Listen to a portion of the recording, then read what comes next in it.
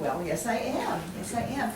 Mrs. Du Bois took a class from me a couple years ago, and I'm the one who told her all about me bags. I understand you're doing me bags now and telling stories about yourself. Well, I was the one who told her about that, and she asked me if I had some time to come and visit you. And I'm doing a workshop for some librarians at Jackson this afternoon, so I thought, I'm in the neighborhood and I will come and tell you some stories. Do you guys like stories? Yeah. You sure? Yeah. Okay, all right. Well, I did bring a little gift for you for the classroom. The story I'm going to tell you first is in this. Oh, do these kids like scary stories? You told me they don't like scary stories. I love them. They get really scared. Oh, okay. I They do. don't. All right. Well, I'm going to leave this book with you. And the story I'm going to tell you now is in the book called The August House Book of Scary Stories. And there are 20 different authors who've put a story in this book. And so it's dedicated to you guys. So, there are some things in the story that you might not be familiar with. If you were a student in ancient Japan, you would not carry your books and your lunch to school in a backpack or a book bag or even a paper bag. You would have a large cloth, and inside that cloth would be the things that you would need for your day at school. And in the story, there's going to be things you might not be familiar with. A bamboo brush with a horsehair bristle, black ink, and an inkstone. Now in ancient Japan, the inkstone would probably look like a stone you'd find outside, and it would be hollowed out in the middle, so that you could grind the ink stick into the inkstone. You'd add a little bit of water, mix it together with your brush, and then you'd be able to draw your characters or write your numbers or draw pictures. And that's what this story will have in it.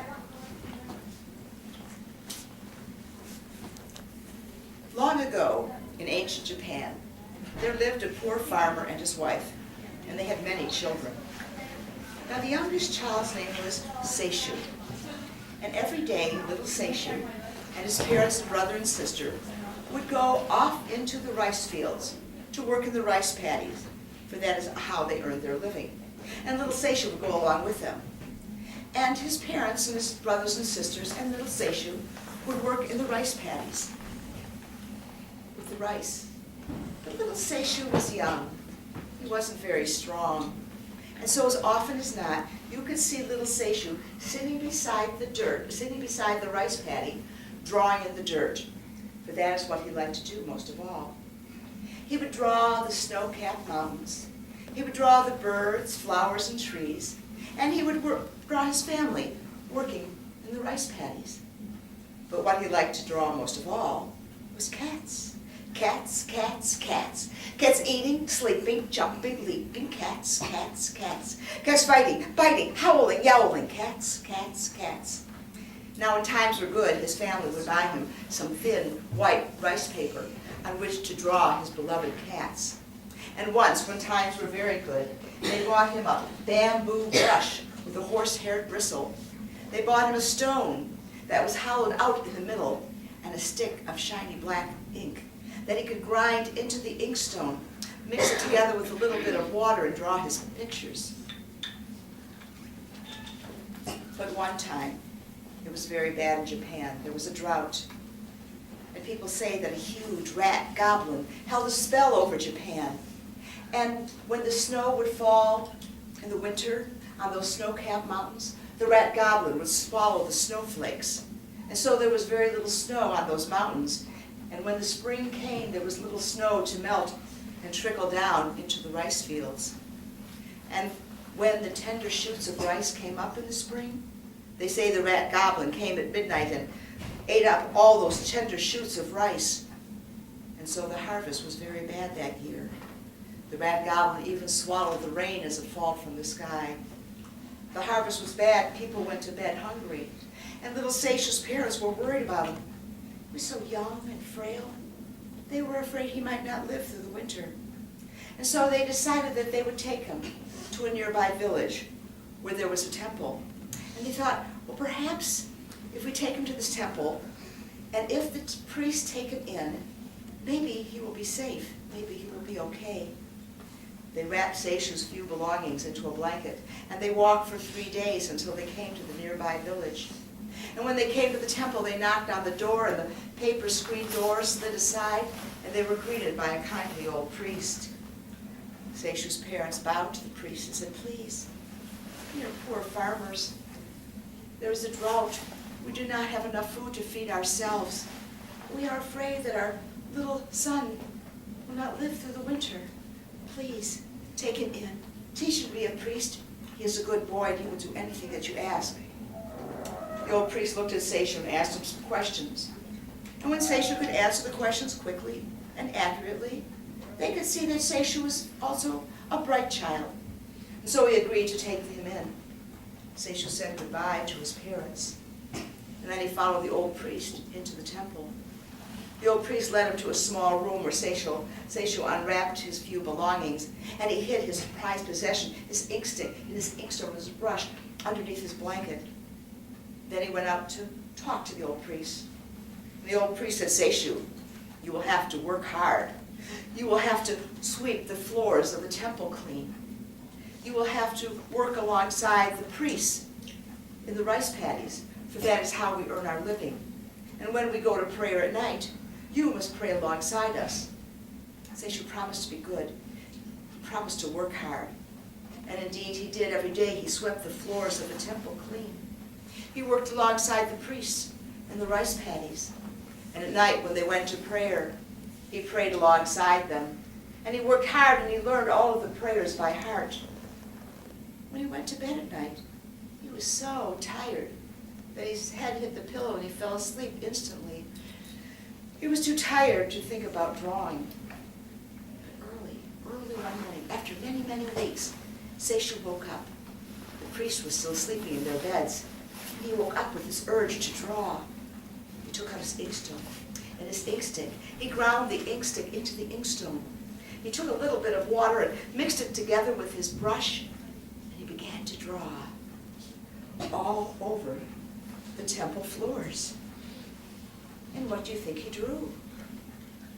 Cats. Cats, cats, cats. Cats eating, sleeping, jumping, leaping. Cats, cats, cats. Cats fighting, biting, howling, yowling. Cats, cats, cats. And when the priests woke up that morning and they came into their temple, they looked around and they saw cats? Cats? This cannot be. But Seishu said nothing.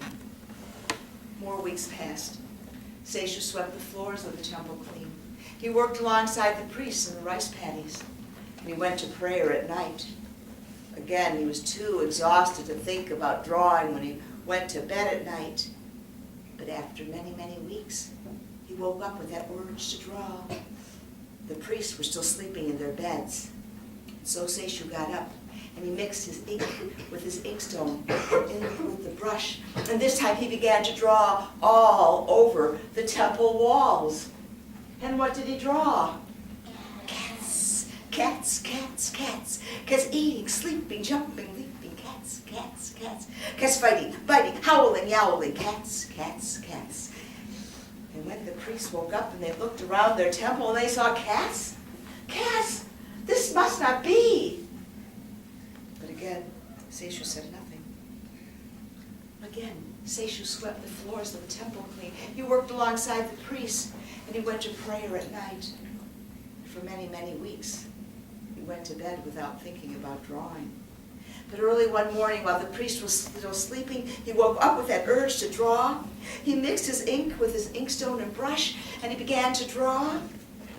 But this time, when the priest woke up, they didn't notice anything unusual. So Seishu swept the floors of the temple clean. He worked alongside the priests in the rice paddies. But when he came in at night, and they went to prayer, and they opened up their books of prayer, what do you think they saw? Cats, cats, cats, cats, cats. Cats eating, sleeping, jumping, leaping. Cats, cats, cats. Cats fighting, biting, howling, yowling. Cats, cats, cats. This cannot be. This must not be. And the old priest looked at Seishu and said, Seishu, was it you that have drawn all over our walls and floors and books of prayer. And Seishu said, "Yes, it was me." "Oh, Seishu," said the old priest, "it is obvious you are meant to be an artist and not a priest. You can no longer stay here. You must go." Seishu wrapped up his belongings in his blanket and he began to walk toward the door. The old priest walked with him and he said, "Seishu, you have worked hard and you have been a good boy. You can no longer stay here, but before you leave, let me give you some advice. Avoid large places at night. Stay to small spaces." Seishu didn't know what the old priest meant. So he thanked the old priest and he said goodbye.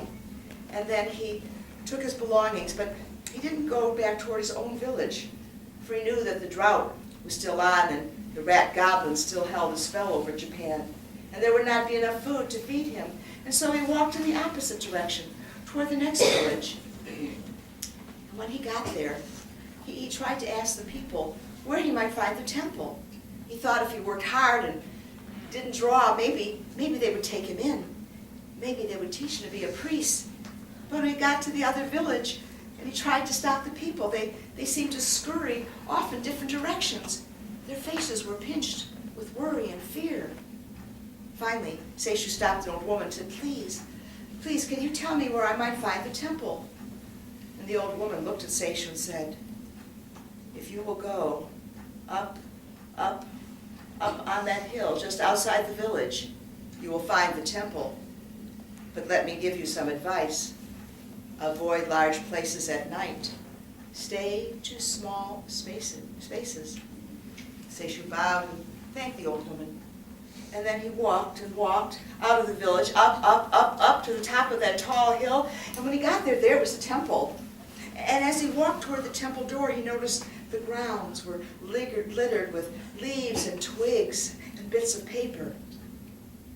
"I will clean the grounds. I will sweep it clean.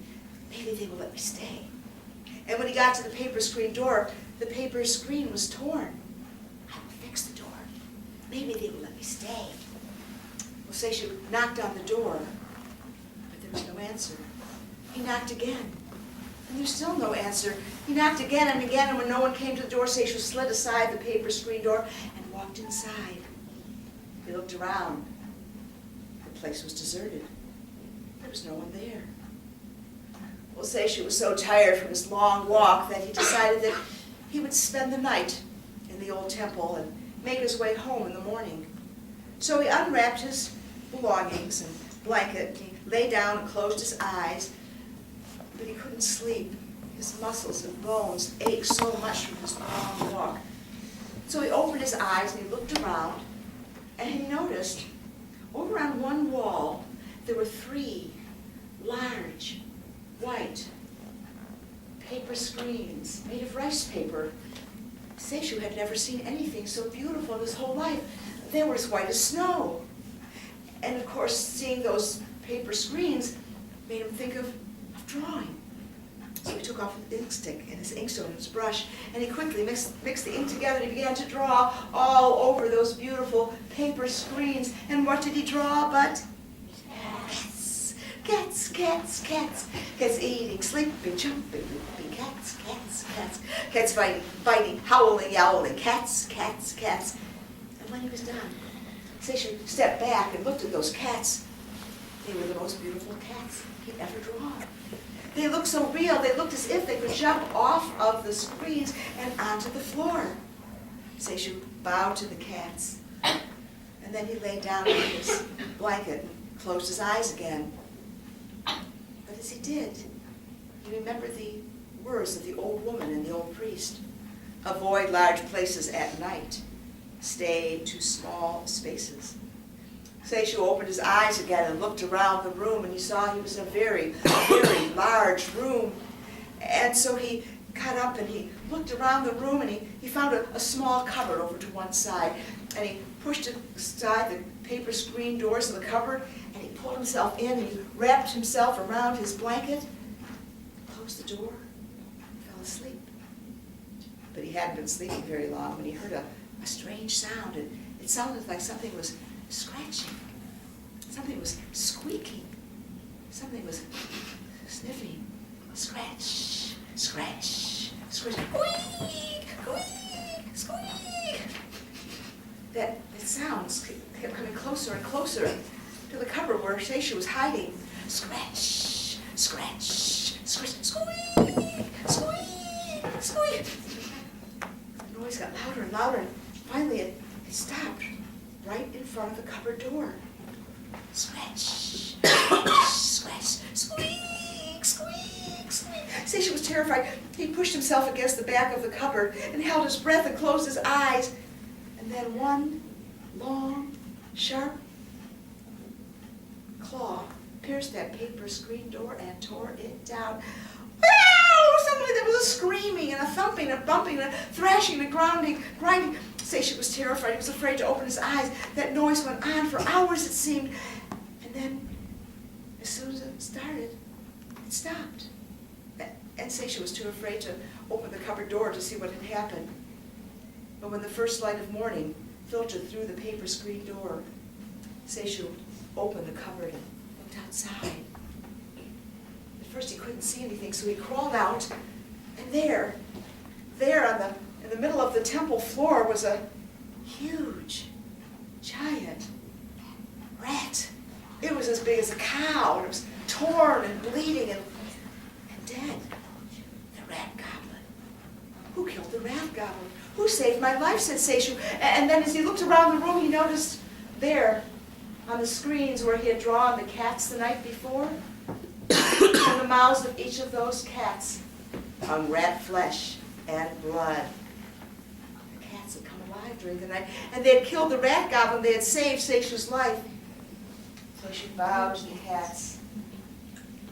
And he knew that now that the rat goblin was dead, perhaps he could go home. He wrapped his belongings in his blanket, and he left the temple. There was a fine mist falling from the sky. And so Seishu began to walk back towards his own village. And when he got there, everyone was overjoyed to see him. They had a big celebration to welcome him home. And now that the rat goblin was dead, they could feed him. And they say that Seishu lived in that village for the rest of his life. And indeed, he did become a famous artist. And they say that he would draw the snow-capped mountains. He would draw the birds and flowers and trees. And he would draw his family working in the rice fields. And the other people, too. But every day, no matter what, he was always certain to draw at least one or two cats. Cats, cats, cats. Cats eating, sleeping, jumping, leaping. Cats, cats, cats. Cats fighting, biting, howling, yowling. Cats, cats, cats.